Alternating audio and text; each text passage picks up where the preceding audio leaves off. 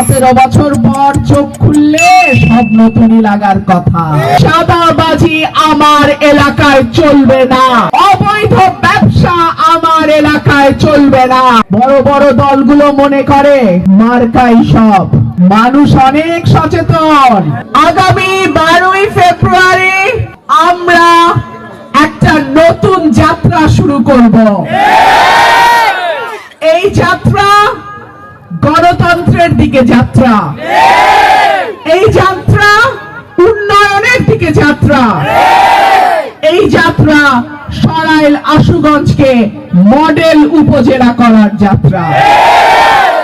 এবং আগামী 12ই ফেব্রুয়ারি আমি আমার প্রাণপ্রিয় ভোটারদের, আমার প্রাণপ্রিয় এলাকাবাসীকে অনুরোধ জানাবো, আপনারা ভোটের মাধ্যমে চাঁদাবাজিকে না বলবেন, ভোটের মাধ্যমে মামলাবাজিকে না বলবেন, ভোটের মাধ্যমে দুর্নীতিকে না বলবেন।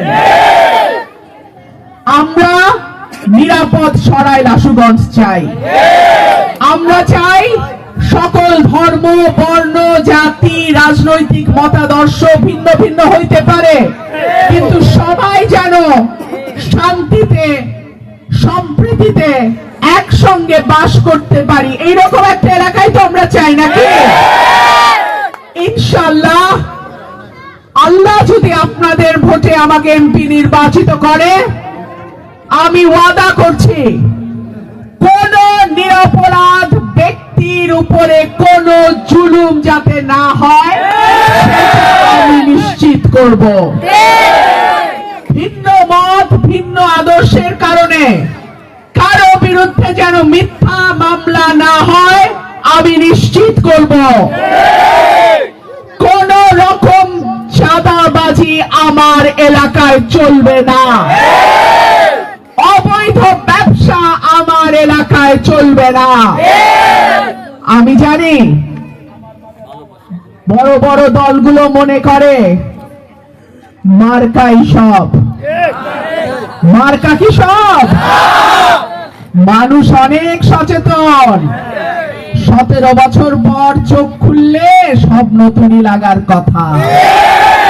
মানুষ এখন আর 17 বছর আগের মানুষ নাই। সবার হাতে হাতে মোবাইল টেলিফোন।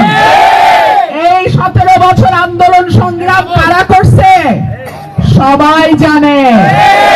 সুতরাং খাটের তলার থেকে বাইর হয়ে যদি মনে করেন মার্কায় চৈরা পাশ হয়ে যাবেন, ওই দিন আর নাই।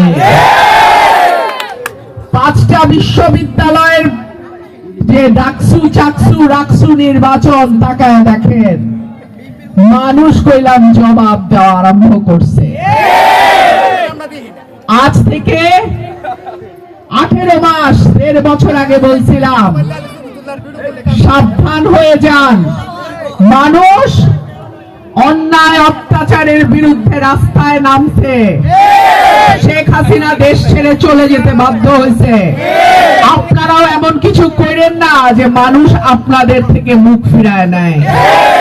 আপনারা আবার কথা শুনেন নাই, ফলাফলেই দেখা যাবে ইনশাআল্লাহ মানুষ কার সাথে।